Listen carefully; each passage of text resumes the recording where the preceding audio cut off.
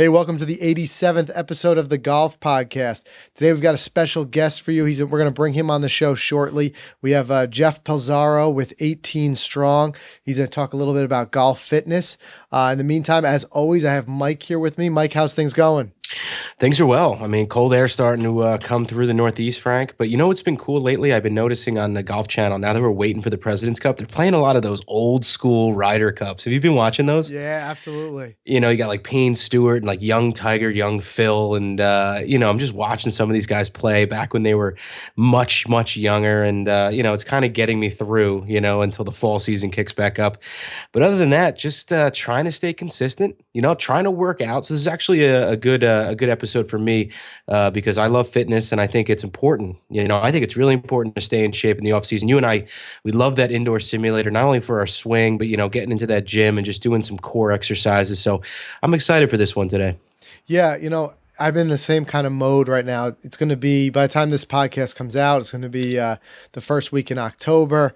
And Right. I'm starting to feel it. I'm seeing like the time we could play winding down and stuff like that. And I'm starting to line up in my mind, like what am I going to be doing over the off season? So fitness is going to be a big one. I'm excited to talk to Jeff about that. The other thing too is I'm going to work a lot. I feel like on my putting as much as I can. That's one of those indoor things you can kind of do. Mhm. I've also been really inspired. Have you been following along on Golficity with that 3-part series of 5 Feet to Glory? Yeah, the knee knocking. Yeah. Yeah, Tim Braun's been writing those for us. I mean, that's really been excellent. So he's like a real stats guy, and he poured over the stats to see where the real separation was for the guys who were scoring better. And what he really found was it was those people who were making those 5-foot putts, and it's so true.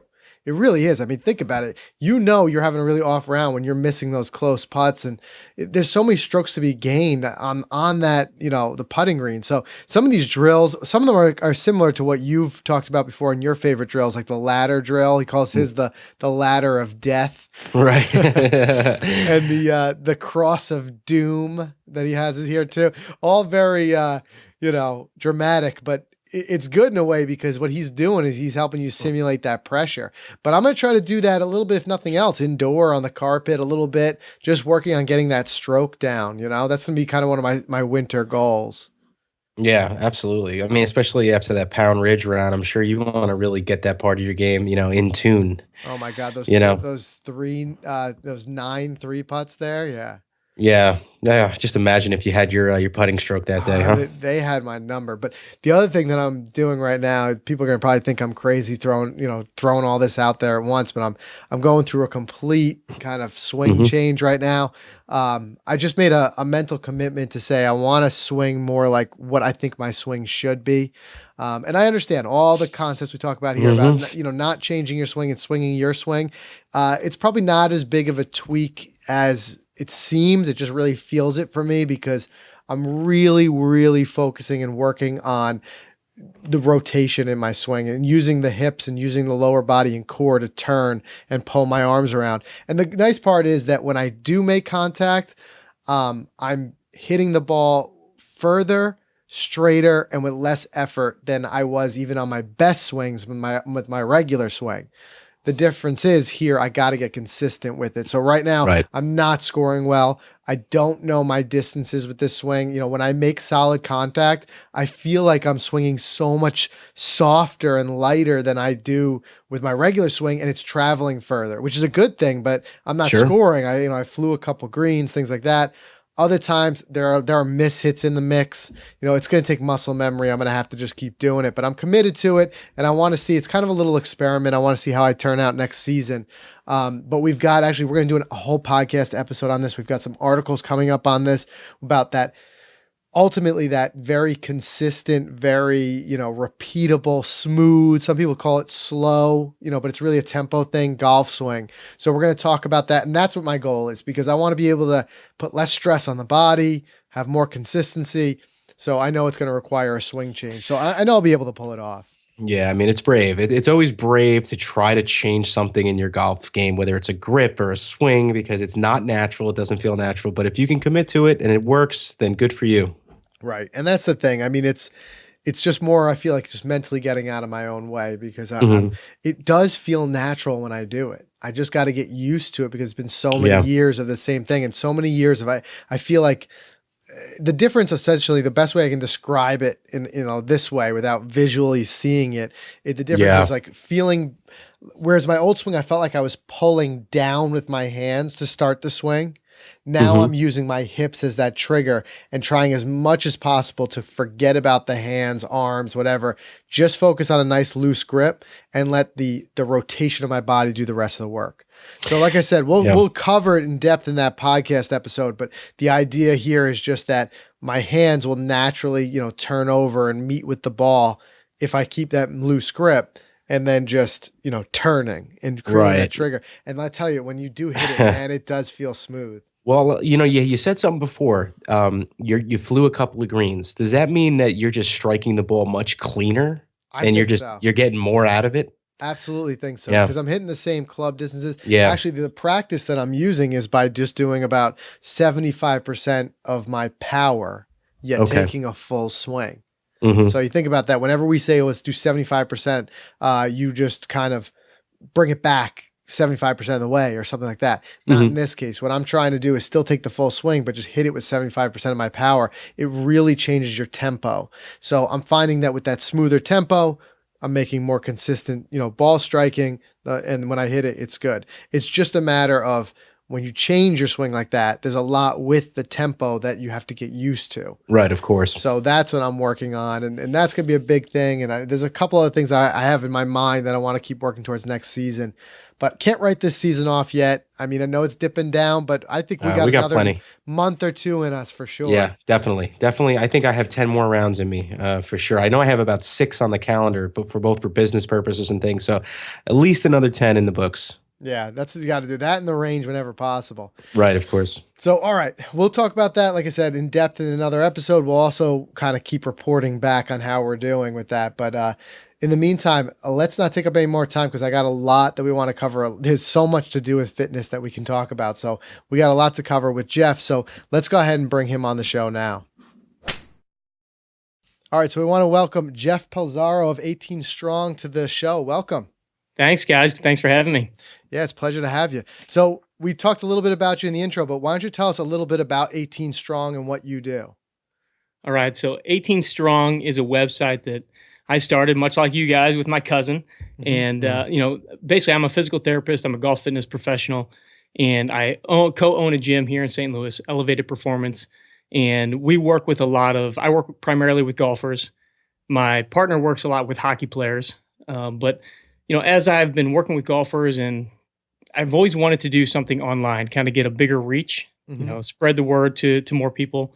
But I never really wanted to make it just about me and what I know because, I realized that I know just a little bitty piece of what there is for golf performance and fitness and strength training. So I wanted to create something and I couldn't really find this yet. So I wanted to create something where it was a resource of some of the best professionals out there that could, they're working with the guys like Jordan Spieth. They're working with the Jason Days, and they're doing it at the highest level and then take that information and relay it to the regular golfer, much like the listeners that you guys have. So I wanted to start interviewing and talking to these guys, create a conversation with them and let the listeners, the viewers, let them kind of eavesdrop a little bit and then take those pieces and give it to them so they could use it to make their game better. Makes a lot of sense. And there's a lot of similarities to what we do here, and especially with trying to get other perspectives and share some information because as Mike and I say, we're not pros, we're learning as we go and we're kind of building off that. But that's one thing I definitely want to talk to you about because give me an idea of what you find, whether it be with your clientele or with your listeners. What is the reception to fitness in general when it comes to golf? Because one thing that I see for reasons I can't quite understand, we all know and we understand, the guys like Jordan and the guys you had mentioned on tour are all working with fitness experts, working on their fitness in order to improve their game. But golf is kind of that weird sport where a lot of people, they spend a lot of time working on their swing and stuff like that, but fitness kind of doesn't cross their mind. But the odd part about that is the key role that fitness really does play a role in this sport. I mean, we've had multiple episodes. Our last episode, we had Natalie Golbis on the show talking about 80% of golfers struggling with some sort of back pain, you know? So there's fitness to prevent injury. There's fitness to improve your game. You know, what is it that you're finding? Is there like a resistance, or is there not a knowledge out there of how much of a role fitness plays? And what are you doing to kind of change that, if it is?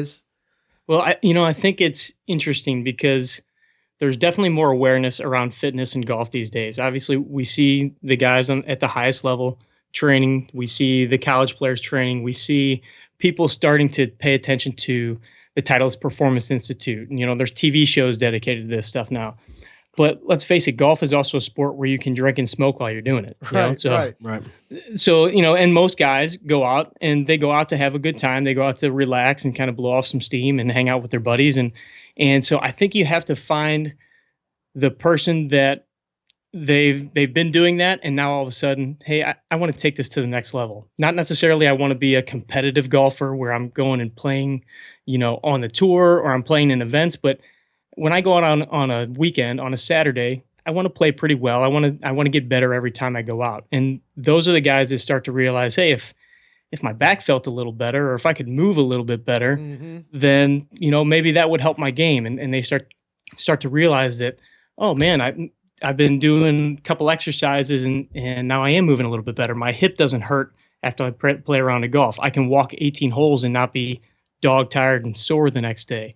So I think a lot of it, especially for the listeners of our show, the listeners of your show, it's kind of an introduction of, hey, let's get the body moving and working a little bit better. You don't have to be out there throwing medicine balls and, swinging weighted clubs and pushing sleds and stuff like that. It can start with, let's just see how flexible you are and what are some of your imbalances and structural weaknesses that you have, and let's get you moving better. Make sure your joints move as far as they need to move in your golf swing. And if they don't, then let's figure out what you need to do to get around that or fix it. So not only just performance here, but also longevity, right? Because we talk about golf being a sport that you can kind of play for life. And this kind of started me thinking. I was playing with my father last week, and knowing you were going to come on the show, I'm like, well, I definitely got to ask Jeff this, because for instance, he's been a golfer for 30, 40 years, plays very well, but he's just into his 60s now, just turned 60, and he's kind of lamenting at how much he's lost in his hip turn, and he's starting to try to make up for it with timing with his hands and stuff like that. But I would imagine there's a certain degree of this too, that you're kind of getting that longevity in there by loosening those areas up, right? Absolutely. In fact, I'm playing with a client of mine tomorrow morning, and I believe he's 71 years old. Wow. And the guy still, he'll send me a text message every time he breaks 80. I'm like, man, so I'm going to go out and I'm going to lose to him for sure. But, here's a guy who realized, he's worked for a long period of time. He kind of neglected his fitness level for a little bit of time. And now for the past 5-6 years, maybe even longer, we've been working together just to basically do exactly what you're talking about, to create longevity so he can continue to play. He notices that, today from 10 years ago, he's lost some distance on his clubs, but he's actually playing better golf. He feels better after a round of golf. And he notices now that his buddies that are in their 60s, even late 50s, he goes on these golf trips and he's able to play longer, play more holes without complaining as much as some of these other guys. Right. And so, he wouldn't trade anything for what we've done over the past 5 years, because it's not that, we're creating this super powerhouse Rory McIlroy looking swing. We're creating a guy that can play and have fun and hasn't been injured in 5 years. Gotcha. So then that being the idea and kind of covering a couple different bases there, where do you normally start? Or if I should say, like, if our listeners were to go and work with a fitness expert, where should they expect to start? Is it like a goal setting type of thing, or how does that work? So the first thing that a person would normally do they'd seek out a fitness professional, most likely a Titleist Performance Institute certified professional, which is what I am. And, you'll go in, you'll get an evaluation, and they'll do an assessment. And everybody has a little bit different assessment. There's kind of a baseline assessment that TPI has.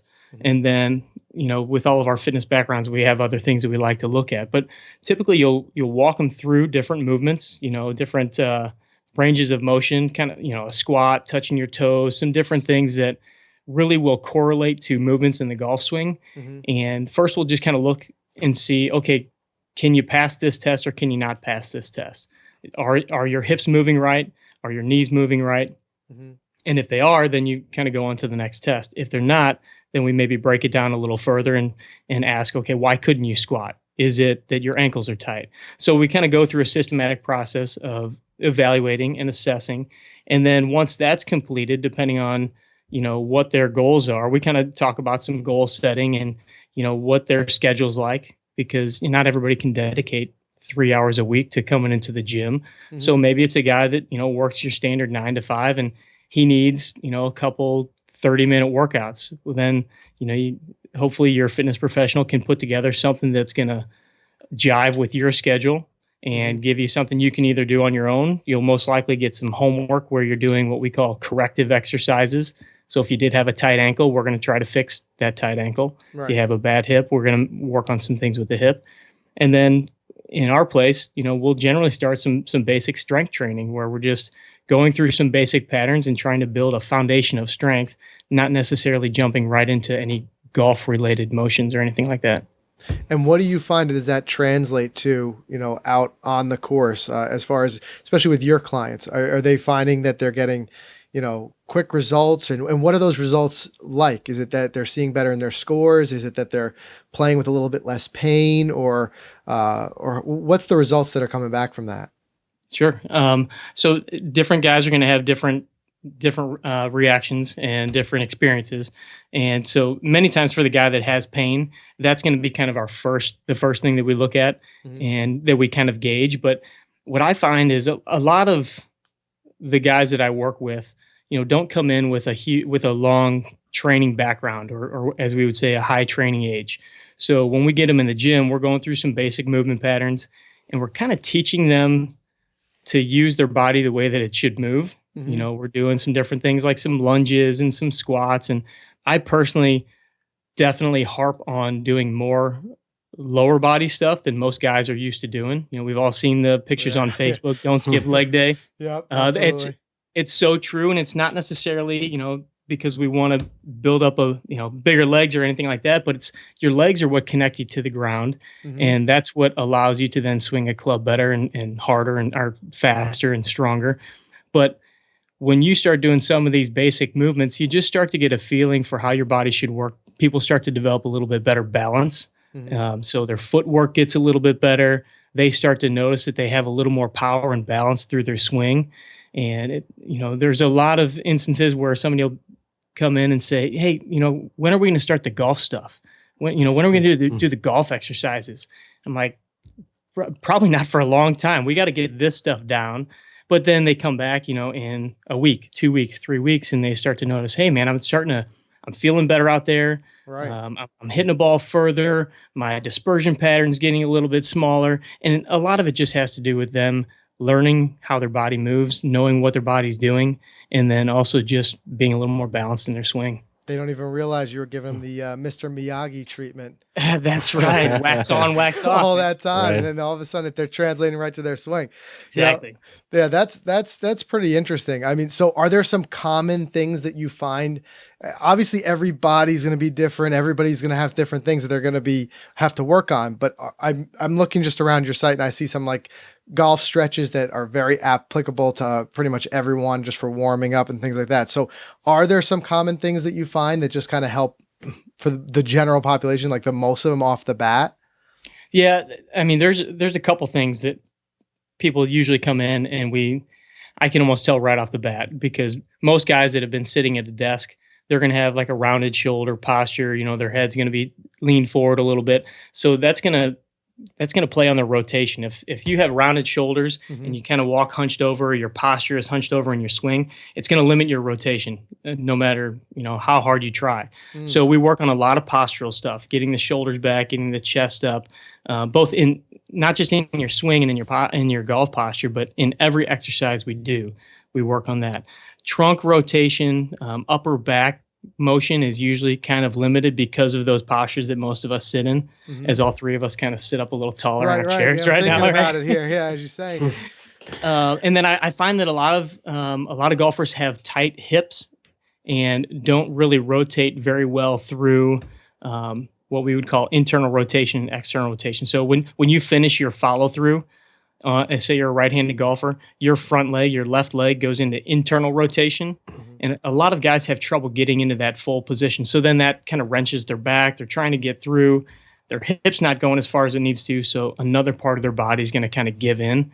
And then that's just kind of a recipe for injury. So I would say, a couple stretches that we have on our site, on our YouTube channel, we've got a bunch of them. But, just some lying on the ground. We call them open books, where you're on your side and you're kind of throwing one arm back and trying to touch the floor, or you're just kind of opening up your chest a little bit. We've got some hamstring stretches and stuff like that. And before I throw out any hamstring stretches, a lot of times guys will think that they're real tight in their hamstrings. But sometimes that's more of a protective strategy for your body, that maybe your back's not strong enough. Maybe your trunk's not strong enough. So if you've been stretching your hamstrings for 10, 15 years and they haven't gotten any better, odds are it's not necessarily your hamstrings that are the problem. Your hamstrings are probably protecting you, and there's probably something else going on. And that's when I'd say go see somebody that can help you kind of figure that stuff out. That's such a strong point you make there. I mean, that's something that definitely want to reiterate, because you can hurt yourself by just doing that. I mean, I've been working recently with a muscle reactivation guy, because I've had some problems with my lower back. And what he said right off the bat is he can see which muscles are tight, but his first thing is not to go and loosen that, because he says that 99% of the time it's protecting something. Right. Just like you said. So that rings so true, because he said if you loosen that up, then what's going to happen? You may feel better for a couple hours, but you're going to go right back to it. It's better to work with a professional who knows, that muscular and skeletal structure and can kind of find where that is and say, if we strengthen this area up, then that will loosen on its own. Exactly. So such a good point that you make there, for sure. Frank, I wanted to jump in real quick. And Jeff, at the top of the show, I mentioned how excited I was that you were going to be on the show, because I love fitness. I'm always been a fitness guy, and I've always been, going back to the 2014 and years before, I've always been the guy to go to the gym and do the lazy workout, bang out a couple of bench press, do a couple of curls, and then talk to some people in the gym and then go home.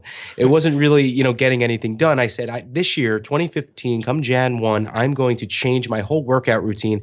And I joined a different gym that was more focused on the core. It was a lot of a lot of ropes, a lot of tire flipping, a lot of core workouts. And I've been doing that since the beginning of the year. And I haven't changed anything with my golf routine practice. I think I probably only went to the range maybe 4 to 5 times this year. But my game has been so much better this year. I've been so much more flexible on the course. I guess this is more of a testimonial to what you do. Everything's been well. My drives have been much longer. My stamina has been great. After 18, I always want to go out and play more, where after 14, I'd be like, is this day almost over? So I kind of give it all back to how I changed my fitness and how more flexible I am. And, I'm going to continue on with it. I truly believe it's because of that. Yeah, I mean, it really does make a huge difference. And I'm kind of like you, Mike.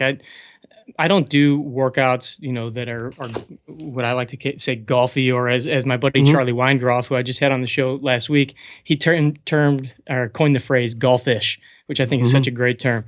Because you see a lot of guys in the gym, and they're working on these different golf positions and swinging with bands and doing things like that. But for me, I think it's much more important for the golfer to really figure out the fundamental movements and work on there's basic motions that you should do in almost every workout or over the course of a week of a workout. And that's pushing, pulling, squatting, deadlifting, lunging, and, maybe doing some sort of a rotational or twisting exercise, and then some sort of like a pushing or carrying exercise. So it doesn't have to be, this long drawn out, highly elaborate workout. Just kind of balance things out, push, pull, and move around. But my workouts personally are much more just basic like that. But I've had the same experience that you did, just longer off the tee, a little more stamina, more balance, better posture.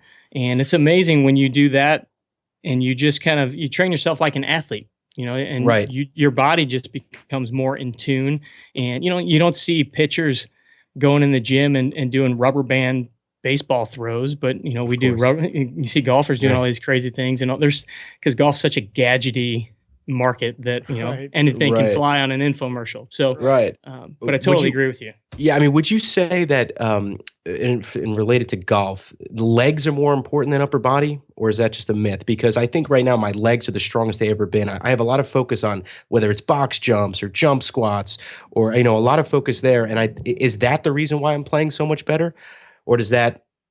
I mean, what do you think? My initial theory is that most of us growing up as guys, we focused more on the upper body. We focused Exactly. more on the beach muscle. So once you do start to utilize the legs more, and if it's new to you, where you're all of a sudden starting to get some strength and a little more coordination in the lower body, it makes a huge difference.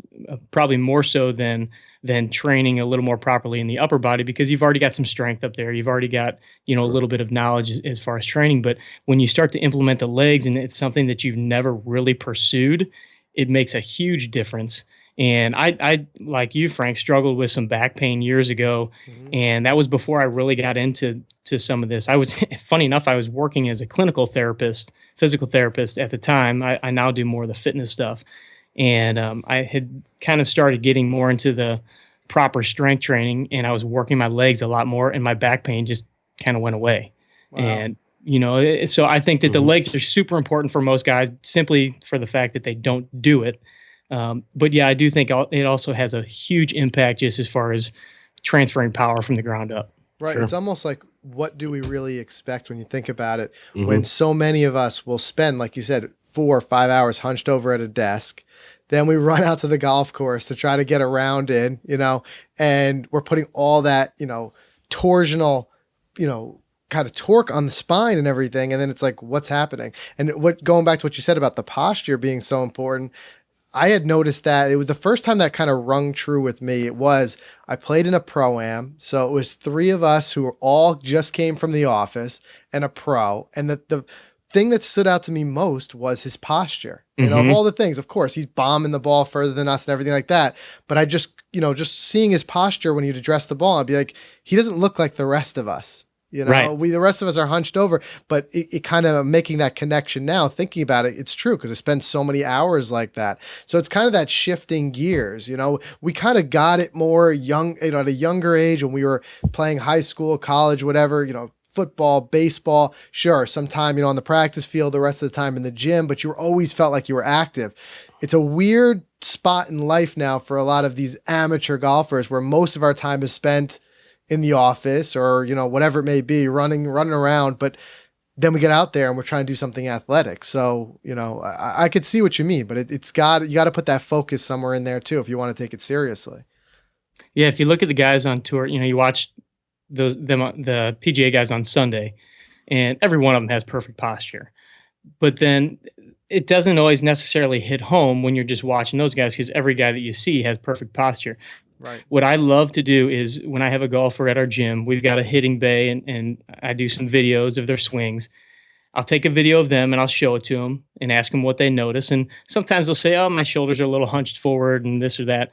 And then I'll either totally get them in a great posture if I know that they can get there, or I'll just split screen them with, a Rory McIlroy or somebody like that. And then it's like night and day. They Yeah. realize like, oh my God, I look like an old man, Right.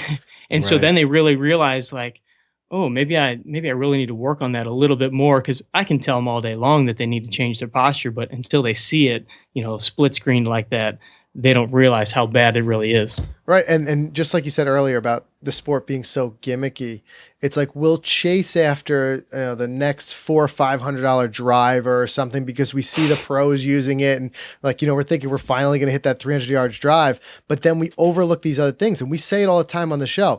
The stuff the pros doing, it's not anything that's hidden in some secret box somewhere that we need to go find. They just have perfect fundamentals. And a part of that is having that fitness. It's all part of that bigger piece. So it's more looking at that and spending your time there. Not to mention, talk about money for what $400-500 amount of training sessions that could probably buy you versus that driver. It's just amazing to me, these areas where we focus, where we should be kind of concentrating on other areas. Yeah, we'll spend it on our equipment, but we won't spend it on our body. Right. Right. Right. And which has benefits outside the game as well, like Ex- staying alive longer, Right. Yeah. things Yeah. like that. Chasing your kids and stuff like that. Exactly. Yeah. Talk about being hunched over. I chase my 1-year-old daughter around enough, then you start to really have some back issues. Yep. But all right, so I really appreciate you coming on the show talking about this. There's so much that we can learn from this. Before we let you go, though, tell us a little bit more about your podcast and how our listeners can find out more about you. Oh, sure. Yeah, 18strong.com is where you can find it. So again, the podcast is really it's usually me interviewing someone in the golf world, whether that be, and it's got a little bit of a focus on the fitness side, obviously, but the name 18 Strong to me is, how does somebody finish their round of 18 holes as strong as they started that round? And, going from first tee box to the last putt on that course. And, so we're talking to mental game coaches, we're talking to fitness guys, chiropractors, PTs. We've had guests on the show like Jordan Spieth's trainer, Damon Goddard, and some of the guys that are working with the best of the best that are out there. And then we try to can bring it down to the golfers level, the guys that are listening to your show, and what can they take out of that, because we know that they don't have the time to train like these guys, to practice like these guys. So what are the golden gems that we can take away? And one of those, we actually put together a little gift for the audience of the golf podcast. One thing that these guys do very well is they warm up before a round of golf. Most of us, we jump out of the car, we go to the driving range, and we just hit it. So I filmed a little video for you guys, and it's actually more of an in-home workout, because you see all these exercises and videos of warm-ups where they expect you to do all these crazy resistance band things on the driving range, or start doing your lunge walks and jump squats next to the guy that's hitting balls on the driving range. So this one's for you to do at home before you even jump in the car. It's super important just to get your muscles firing, get them moving, and just get them kind of primed and ready to go. And then you can do this, jump in the car, go to the course, do a little bit of a warm-up there, but nothing nearly as in-depth. And you can find that at 18strong.com/golf podcast. And there's a video there, and then there's a little cheat sheet where they can print it out. It's got the pictures of the exercise so they don't forget it. They can keep it at home.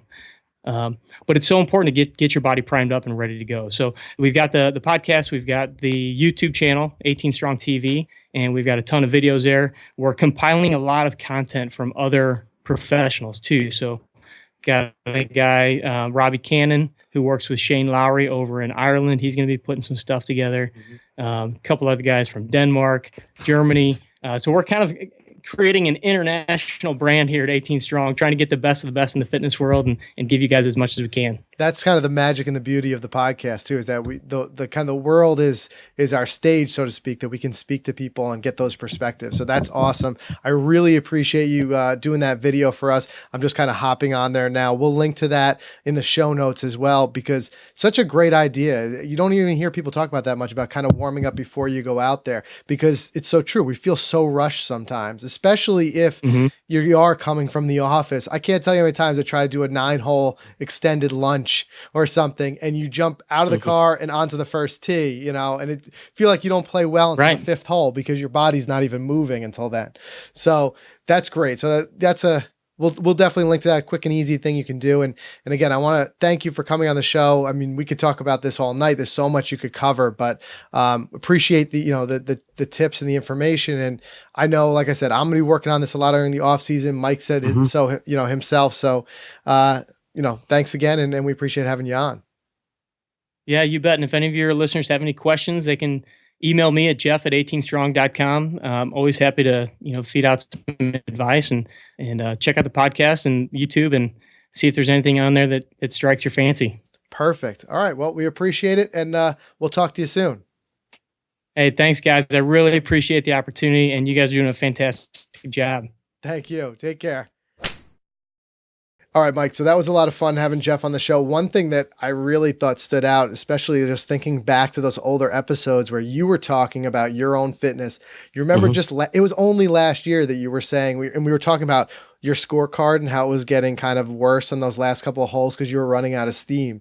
Yeah. And now, I mean, you're finishing stronger, right? Yeah, now my best holes are like, 12 through 18 because, I got the stamina and it's all because of fitness. I mean, I gotta hand it all over to it because my legs are strong. Like I was telling Jeff, just doing that and changing my routine and being consistent with it, it's really made my golf game really, really good. Yeah, and what's so interesting about fitness is it's one of those things that there's like no downside to. Right. Whether your game improves or not, Whatever. if I'm your worst healthier. case is you Right. get a little healthier, right? So there's so much to it. So that's why I wanted to bring him on. We haven't had a chance to really talk about fitness too much in too many of the previous episodes. So by all means, like I said, I'll put all the links in there to 18strong.com. Check it out. Really cool that he went and made that video for us, that warm up you can do right in the house. So I'll put that in there, and I'm going to try it out too. I'm trying to play around Saturday morning. I'm going to see what this warm up does for me if I do that before. Yeah, likewise. All right, Mike, before we wrap it up, you have anything else on your end?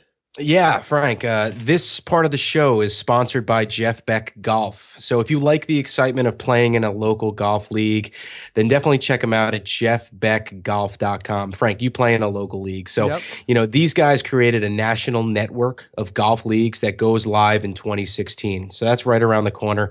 They're going to be new to the scene. You'll get a chance to compete within your local leagues and also nationally against other members. It's all for free. So what's cool about it is that they manage the league for you at no cost. You simply just pay your greens fees. You go out and play the round, and then you enter your score. And they're going to keep you up to date with league standings and basically handle all the rest. So, you could pay a little extra for $30 a year. You could be a premium member there, which will get you featured on a national leaderboard and even earn you some prizes and get you tons of discounts off of gear. So that alone is probably worth the premium cost. So definitely check them out, jeffbeckgolf.com. Get signed up for their kickoff 2016 inaugural season. They have about 70 leagues already signed up. They're signing up pretty quick. And one last thing, if you email them at admin@jeffbeckgolf.com and let them know you heard about them on our show, they'll throw you an instant coupon for a really cool discount on some merchandise. So that alone is definitely worth it. Absolutely. And if you need a little inspiration, go back to episode 70 where we talked about the benefits of joining a golf league. Exactly. Then do that and then join his leagues, and then you'll be going strong in 2016. That's for sure. That's for sure. All right. So that's everything we have for you this week. As always, check us out on the web at golficity.com. We're going to have everything we talked about here in the show notes, as well as links to all of Jeff's things, Jeff's podcast, his website, his YouTube channel. You can get to that by going to golficity.com/episode 87. And as always, connect with us on social, Twitter, Facebook, Google+. We're on all of them. A lot of ways you can get in touch with us. Let us know what you think about the show. Like I said, we love hearing from you guys. We love hearing your breakthroughs. And in this case, I would love to hear some of your fitness routines. Leave us a comment on our Facebook page or a comment on the show note. Let us know, what have you done to kind of increase your fitness a little bit? And we'll even, clue Jeff in on some of those, and maybe he can even respond to some of your comments there. So be sure to send those, tweet us at Golficity. A lot of ways to get a hold of us. All right. Thanks again for listening. Special thanks to our guest, Jeff of 18 Strong, for coming on the show. And we'll be back again next week with more. So we'll see you then.